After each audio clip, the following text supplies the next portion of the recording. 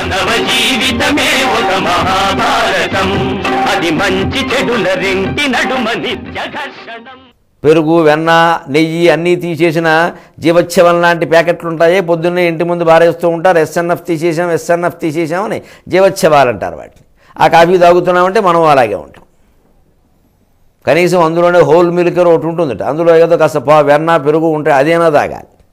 ఏమీ లేనివి కొంటున్నాము అంటే జీవోత్సవాలు తాగుతున్నాం, అంతకంటే ఏం లేదు అక్కడ. ఎందుకు వెన్న లేని దానికి, పెరుగు రాని దానికి, నెయ్యి రాని దానికి ఆ పాలేమిటండి? అవి మనం కొనుక్కోవడం ఏమిటండి మతిలేక? ఏముంటుంది అందులో?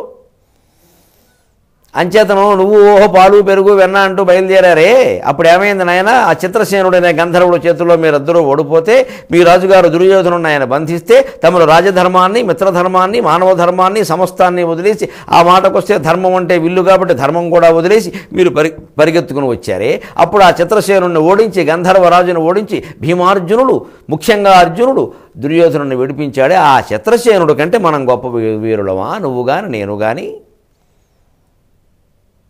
ఖండవోద్యానంబు కావనేరక సిగ్గు విడిచన్న నిర్జర ప్రభుని కంటే. ఇదేదో పెద్ద వయస్సు వచ్చాక చేసిందేమో అనుకుంటున్నావేమో.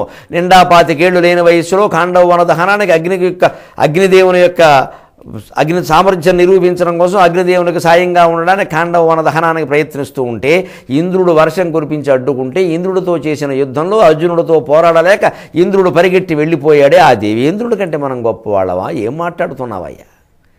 అంతెందుకు, 3 లోకాలకు అధిపతి, 3 కన్నులు కలిగిన మహానుభావుడు, దేవదేవుడు, మహాదేవుడు, క్రీడా కిరాతుడై క్రోడంబునకుగాగ పెనగి చిక్కిన త్రిలోచనుని కంటే. బోయవాడుగా మారువేషంలో వచ్చి ఒక పంది కోసం అర్జునుడితో యుద్ధం చేస్తే, అర్జునుడు మల్ల యుద్ధానికి యుద్ధానికి తట్టుకోలేక ఆయనే వరమిచ్చి వెళ్ళిపోయాడే. నేనే ఓడిపోయానయ్యా, నువ్వే గెలిచావని. అది కేవలం భక్తుని ఎందుండే వాత్సల్యం చేతన్నాడు అనుకుంటున్నావా? వాస్తవం అయ్యా, అర్జునుడి పరాక్రమానికి ఈశ్వరుడు సంతోషించాడు కాబట్టే పాశుపతం ఆయన చేతుల్లో పెట్టాడు. ఏదో ఊరికే దోళ్ళను కొట్టే తూటికర్ర ఒకటి మన చేతుల్లో పెట్టాడు. మన తూటికర్రకి ఆయన పాశుపతానికి పోలిక. వీరికంటే ఎక్కుడైన వీరుడు ఏను అర్జునునితోడ పొడుతు నొడుతుననిన పోలుగాక. ఈ అంగారపర్ణుని కంటే, ఈ చిత్రసేనుని కంటే, ఈ ఇంద్రుడు దేవేంద్రుని కంటే, ఈ దేవదేవుడైన పరమేశ్వరుని కంటే ఎక్కువైన వీరుడు ఎవడైనా 3 లోకాల్లో కాదు 14 లోకాల్లో ఉంటే, వాడు నేను అర్జునుడిని పొడుస్తా, చంపుతా, నరుకుతా, వాటా వేస్తా అంటే బాగుంటుంది. అంతేగాని సూతతనయ మళ్ళీ కులం పేరు మీద తిట్టడం చూడండి ఎంత ఘోరంగా ఉంటుందో మానవ మనస్తత్వం. ఏం పుట్టుకయ్యా నీదని చెప్పడం అన్నమాట. ఎప్పుడూ మనుషుల నోట ఈ మాటలు రాకూడదు. ఏ కులం వాళ్ళనైనా సరే. ఎందుకంటే మనిషి మార్చుకోలేనిది ఆ పుట్టుక. ఆ పుట్టుకను మనం ఆక్షేపించకూడదు. పుట్టిన తర్వాత ఇతను పెరిగిన విధానంలో తేడాలుంటే దానికి అతను బాధ్యత వహించాలి. అందుకని ఇలా పుట్టామంటే వాడేం చేస్తాడు, నాకు ఇంకోలా పుట్టాలని ఉందంటే కుదురుతుందా? మనం వెనక్కెడదామా? అంచేత ఎప్పుడు పుట్టిన కులాన్ని, పుట్టిన సందర్భాన్ని, పుట్టిన బిడ్డలకి ఈవేళ తల్లిదండ్రులు అన్యాయం చేస్తున్నారు, తల్లి కూడా అన్యాయం చేస్తోంది ఈవేళ పుట్టిన బిడ్డలకి. ఎవరెవరితోనో ఏవో సంబంధాలు పెట్టుకోవడం, కన్నపిల్లలను వదిలేసి వెళ్ళిపోవడం, కన్నపిల్లల్నే చంపేసిన వాళ్ళు ఉన్నారు. మరి దానికి పిల్లల్ని ఆక్షేపిస్తే పిల్లలు ఏమైపోతారు? అందుకని ఎప్పుడు ఆ పరిస్థితి రానియకూడదు. అతను చేసినవి ఉంటాయి, ఎదిగిన తర్వాత ఒకవేళ తిరిగి ఇది చూసుకోకపోతే ఏదో చిన్నప్పుడు ఏదో అలా అయింది, మరి పెద్దయ్యాక మన బతుకు మనమైనా కాపాడుకోవద్దా? అతను చేసిన వాటికి అతను అనాలి తప్ప అతని కులాన్ని, అతను పుట్టుకుని, అతని ప్రాంతాన్ని ఏమన్నా కూడా అది దుర్మార్గమే. వినుము సూతతనయ సూతపుత్ర, మాటిమాటికి ఈ మాట గుర్తు చేయడం అంటే, ఇప్పుడు అత్యవసరంగా వెళ్ళి ఏమైనా తాలూకా ఆఫీసులో సంతకం పెట్టుకుని ఒక దరఖాస్తు పెట్టుకుని కర్ణుడు నా కులము మార్చుడు అంటే మారుస్తారా? జరిగే పనేనా? మంచిది. ఎవరు నీ కులం పేరు మీద మాట్లాడకూడదు. ఈవేళ సమాజంలో వ్యాపించినటువంటి ఒక దౌర్భాగ్యం ఏమిటంటే, కొన్ని కులాల వారిని తిడితే ఏదో చట్టం ఉంది కాబట్టి వారు మిగిలిన వాళ్ళని తిడుతున్నారు, లోకు గట్టి మాట్లాడుతున్నారు. అది కూడా చాలా తప్పది. ఇది తప్పు అయితే అది తప్పు కదా, ఇంతకు 10 రెట్లు తప్పు. మనకేదో అన్యాయం జరిగిందని మనం అంతా కూడగట్టు సంఘం పెట్టి ఓ చట్టం పెట్టించుకుని ఇక చట్టం ఒకటి ఉంది కదా అని చెప్పేసి మిగిలిన వాళ్ళని తిడుతుంటే, అది కొన్నాళ్ళకి మళ్ళీ పెద్ద ఉద్యమం వస్తే ఈ చట్టాలన్నీ రద్దు అయిపోతాయి. పెద్ద విషయాలు కావు ఇవన్నీ. ఇవాళ అందరిలోనూ చైతన్యం పెరిగింది. ఏ కులం వాళ్ళు తక్కువ వాళ్ళు, అసలు ఏ మనిషి తక్కువ వాడు కదా మాట వచ్చింది.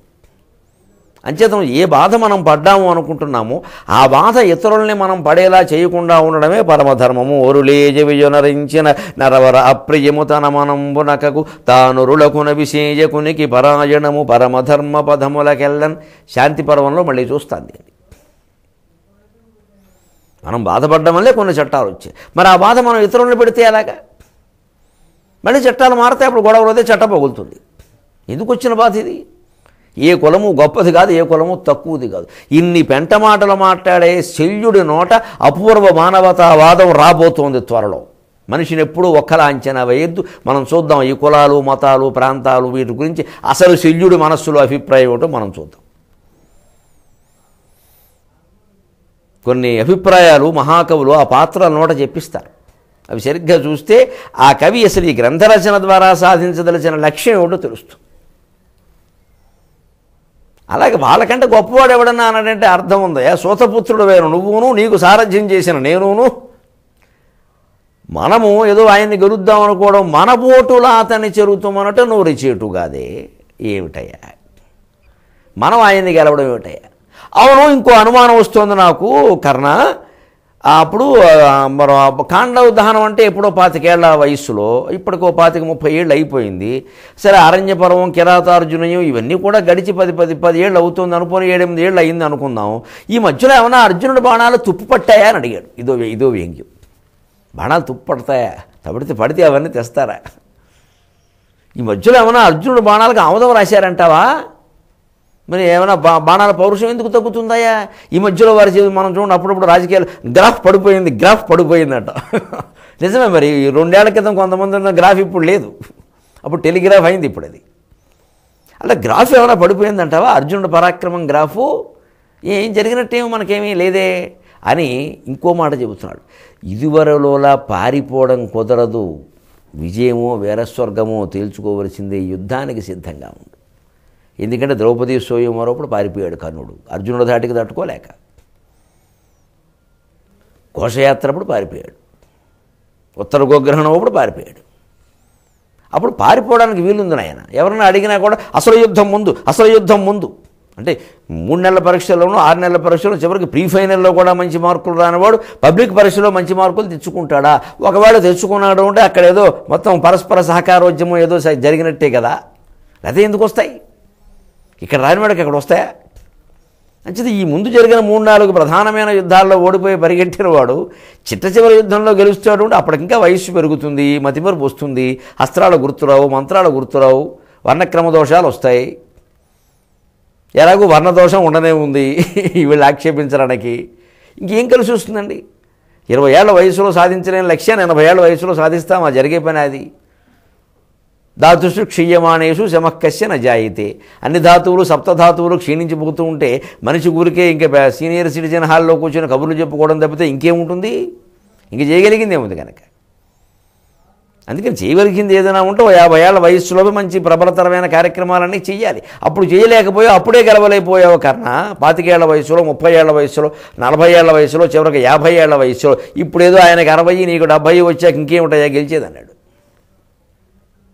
అంచేత అప్పట్లో పారిపోవడం కూడా కుదరదు, జాగ్రత్తగా చూసుకో, ఇప్పుడు నిలబడి యుద్ధం చేయాలని ఆయన, చాలా ప్రమాదం ఇది అన్నాడు. ఈ మాటలు విని తట్టుకోలేక కర్ణుడు అన్నాడు, అనవసరంగా శత్రువుల్ని కీర్తించుకు శల్య, సారథ్యాన్ని కానీ నీ పని నువ్వు చూసుకో.